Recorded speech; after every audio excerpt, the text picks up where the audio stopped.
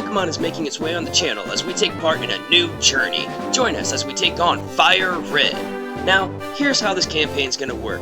It's gonna be a lot like normal Let's Plays, but with a few twists. I have to battle every trainer. That includes gyms, hideouts, and routes. They can be in any order, and I can go to the Pokemon Center between battles.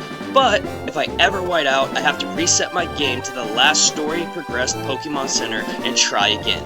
Every time I first heal out of Pokemon Center, that creates a checkpoint. I can't be more than 5 levels above the ace of the next gym, and if I lose to the Elite Four or the champion, that's the end of the run. Can I become the very best that Kanto's ever seen?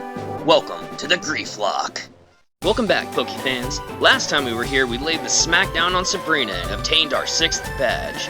Today, we head for Cinnabar to take on Blaine. After leaving the Poke Center, I decided to fly to Pallet and pay Mom a visit. After catching up, we set sail south to Cinnabar. We make sure to battle all of the trainers on the route. My favorite is this guy with 6 level 27 Magikarps. What are you doing, man? After battling through enough of these floppy fish to make Johnny Depp blush, we finally make it to the island. After healing and unlocking one of our final checkpoints, I stop next door to the Pokemon lab to see a man about some fossils. I entrust him with one of the two, and he instructs me to come back later after his tests were done. No one else in this lab had anything else to add except a couple of busted trades, so I decided to go explore while I wait. I come across a dilapidated mansion, but there seems to be some movement inside, so I go ahead and enter. There really aren't any Pokemon of note here. A few rats, some gassy orbs, and an occasional doggo. But nothing really worth catching, especially since I was one evolution away from having my final team. I met a hoodlum skipping class to be here, so I spanked his butt and sent him packing. Then I found a statue with a secret button. Of course I pressed it, and its eyes started to glow red. I also heard a metal clanking sound as if a large gate was opening. I follow the noise upstairs, revealing a hidden area. I follow it determined to keep pushing buttons. Speaking of pushing buttons, make sure you guys hit that like and subscribe button. Your support makes it so I can keep doing videos like this and bigger and better ones in the future. After pushing all the buttons I can find and battling all the hoodlums I saw, I'm met with a choice. A leap of faith, if you will. And I make the wrong choice, and have to climb up the stairs and try again.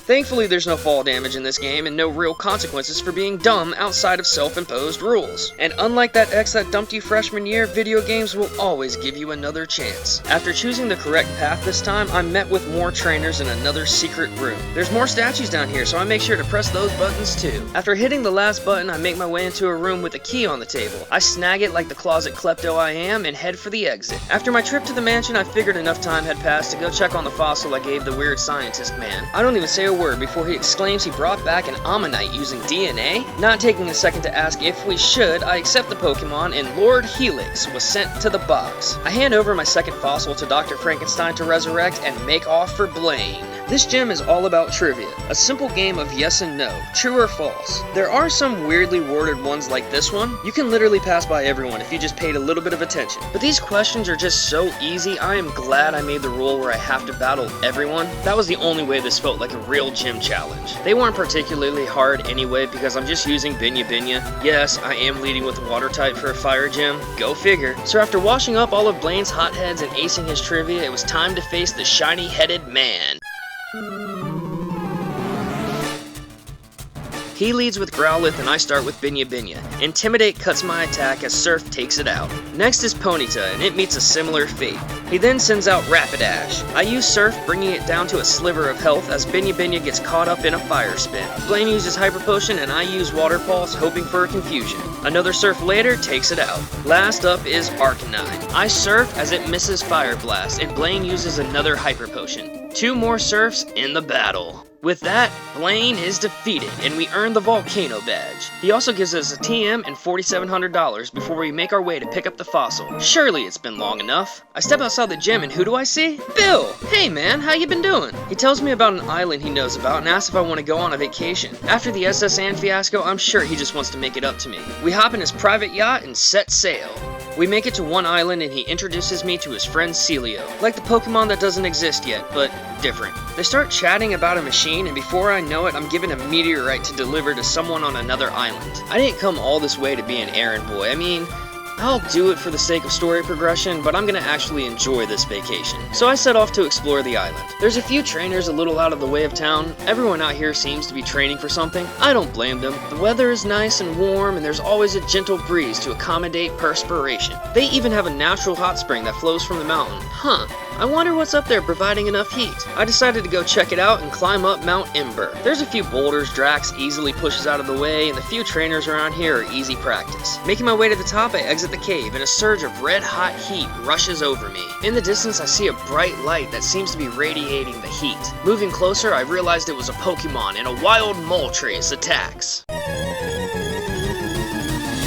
And I'll be honest, I was not prepared for this fight. I didn't go back and heal the team. I didn't even know if I had enough balls for this rejected Looney Tune. And you're about to see what my negligence leads to. First off, Moltres nearly wipes my entire team while I try to spam Ultra Balls. It finally comes down to Pain and a handful of balls left. And finally, I'm able to chuck a lucky Great Ball and catch it. So I name it after my recent experience. Would not recommend. After that bird was caught, I decided that was enough adventure for the day and went to heal before delivering this rock. I take the ferry to 2 Island and search for this game corner. After catching the island, I make my way into a building and meet a man hysterical about his daughter Lostelle. Apparently, she's lost on 3 Island. A biker then busts down the front door on his way to Daytona. Apparently, the biker boys are also on 3 Island.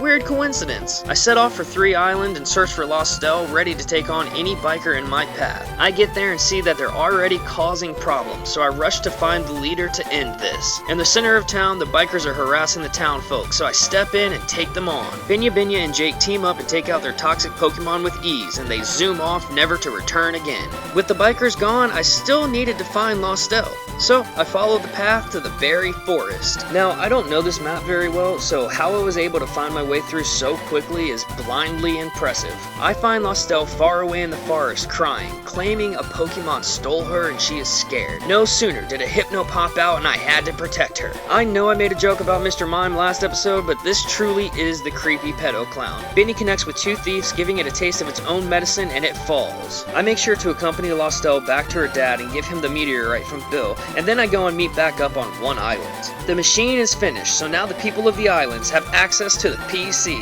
Celio thanks us as we depart back to Cinnabar. I say farewell to Bill and head back to the lab to pick up Chompy, the Aerodactyl. As I leave to head to Viridian to complete the gems, an unsettling feeling comes over me. I've had it since the power plant, ever since Zapdos, and that battle with Moltres left me with questions. The 3 legendary birds of myth. Zapdos is 2, Moltres is 3. The last one is still out there, waiting. Before I head back to Viridian, I've got something else to do.